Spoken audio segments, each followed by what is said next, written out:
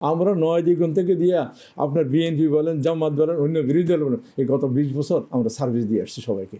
আমরা কোনো ইউরো সাংবাদিকতা করিনি। আমাদের লোকজন পারফেক্ট ব্যবসা করার চেষ্টা করছে, পারফেক্ট নিউজ করার চেষ্টা করছে। আমাদের দিগন্ত টেলিভিশন বন্ধ করছে হেফাজতের জন্য, যদিও হেফাজতটাকে আমরা ক্রেডিট দিয়েছে, কিন্তু আমার যে লসটা হয়েছে, 1700 লোক চাকরি হারাইছে, অনেকে মারা গেছে।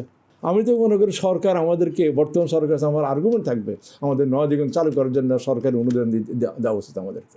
আমরা একটা নিউ ট্রেন্ড চালু করছি নিউজের মধ্যে। 9 দিগন্ত দেখেন আমাদেরকে মীর কাসেম আলী, মহরম শহীদ মীর কাসেম আলীকে উঠে নেওয়ার পরে যখন ইনু সাহেব মন্ত্রী ছিল, আমাদের কোনো অ্যাডভার্টাইজ দিত না।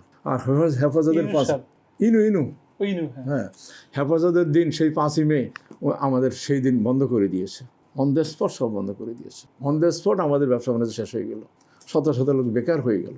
আমরা আর কিছুই করতে পারিনি। আমাদের কিছু অ্যাসেট ছিল, সেগুলো বিক্রি করে 9 দিগন্ত মানে চালাই রাখছি, দিগন্ত আর চালাইতে পারিনি আমরা।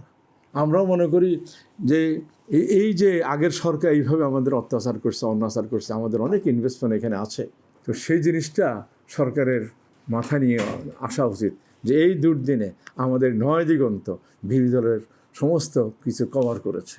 আমাদের দিতে হইবে কথা আমি বলি না, আমাদের সাহায্য করার জন্য আবেদন জানাতে পারি আমি তারেক রহমানের কাছে। জি, আমাদের নেক্সট গভর্নমেন্ট